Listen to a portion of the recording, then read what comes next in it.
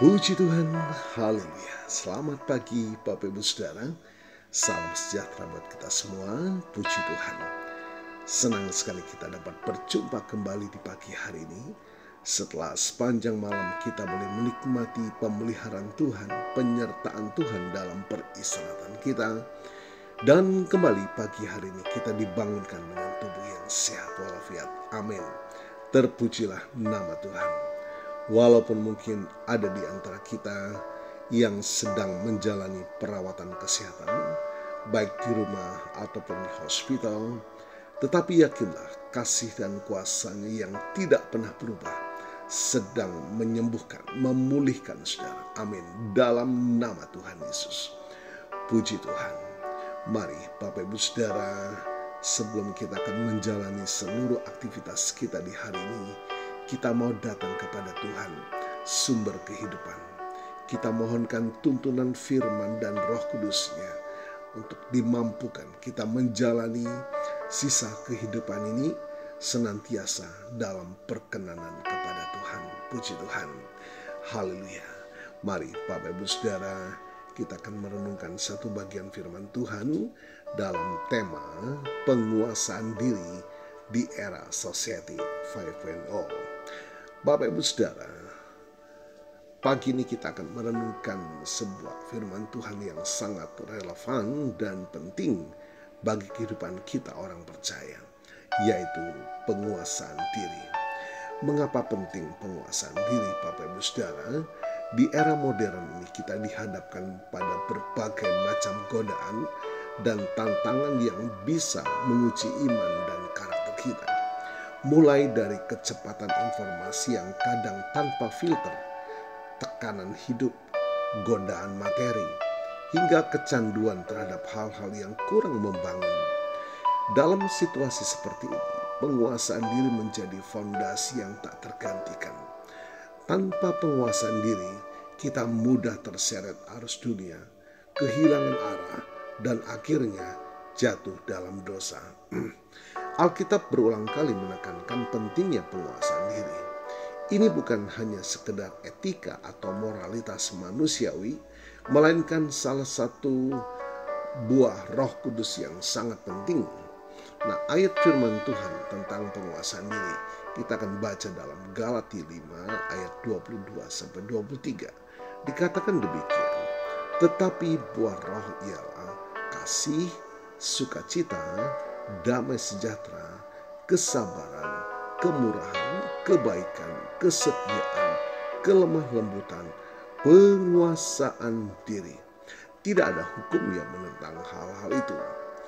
Ayat ini dengan jelas menyatakan bahwa penguasaan diri adalah buah Roh Kudus. Artinya, ini bukan sesuatu yang bisa kita hasilkan sendiri dengan kekuatan kita, melainkan anugerah yang diberikan oleh Roh Kudus saat kita hidup dalam ketaatan kepadanya. Jika kita menyerahkan hidup kita sepenuhnya kepada tuntunan Roh Kudus, Ia akan memampukan kita untuk memiliki penguasaan diri dalam segala aspek. Amsal 16 ayat 32, orang yang sabar melebihi seorang pahlawan. Orang yang menguasai dirinya melebihi orang yang merebut kota. Perhatikan betapa tingginya nilai penguasaan diri di hadapan Tuhan. Ayat ini menyamakan orang yang menguasai dirinya dengan pahlawan yang merebut kota. Ini menunjukkan bahwa perjuangan melawan diri sendiri, melawan keinginan daging, melawan amarah, dan melawan godaan adalah sebuah peperangan rohani yang lebih besar dan lebih sulit daripada merebut sebuah kota. Kemenangan atas diri sendiri adalah kemenangan yang sejati dan mulia.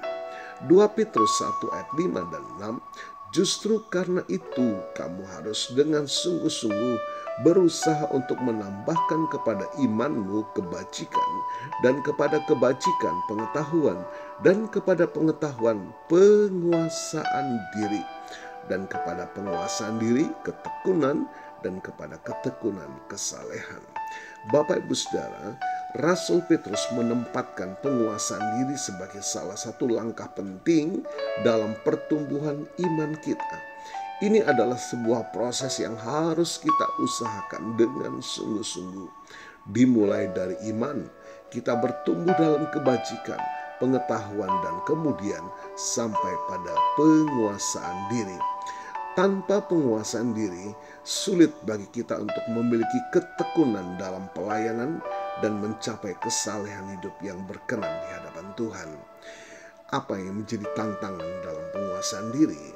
Kita semua menghadapi tantangan dalam hal penguasaan diri.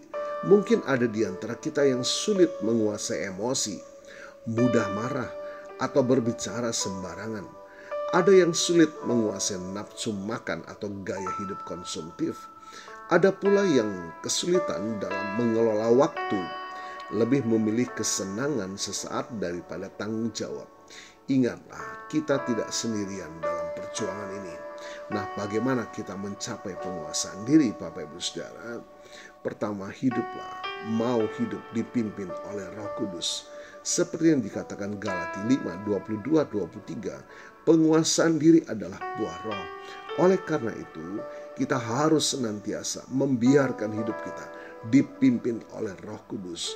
Berdoa, membaca firman Tuhan, dan mendengarkan suaranya adalah kunci untuk dipenuhi Roh Kudus. Kunci untuk hidup mau dipimpin oleh Roh Kudus melalui firman-Nya. Mengenali kelemahan diri. Jujurlah pada diri sendiri tentang area mana kita paling rentan. Apakah itu amarah, keserakahan, iri hati, atau godaan lainnya? Dengan mengenali kelemahan kita, kita bisa lebih waspada dan meminta kekuatan Allah untuk mengatasinya. Yang berikut, disiplin diri. Penguasaan diri membutuhkan kedisiplinan. Ini berarti membuat keputusan yang benar meskipun itu sulit dan melakukannya secara konsisten. Mulailah dengan hal-hal yang kecil seperti menguasai perkataan, mengelola waktu, atau menahan diri dari godaan-godaan kecil. Dan yang berikut, menjauhkan diri dari pencobaan. Amsal pasal 4 ayat 14-15 berkata, "Janganlah engkau menempuh jalan orang fasik, dan janganlah melangkah di jalan orang jahat. Jauhilah itu, janganlah melintasinya, simpangilah itu dan jalanlah terus." Kita perlu bijaksana untuk menjauhi situasi atau lingkungan yang dapat menjerumuskan kita pada godaan. Yang berikut, Bapak Ibu Saudara, fokus pada Kristus. Semakin kita memandang Kristus, semakin kita diubahkan menjadi serupa dengan karakternya. Ingatlah bahwa tujuan akhir dari penguasaan diri adalah untuk memuliakan Tuhan dalam hidup kita. Ketika kita menguasai diri, kita menjadi saksi yang hidup bagi dunia. Puji Tuhan, Bapak Ibu Saudara, penguasaan diri adalah sebuah perjalanan seumur hidup.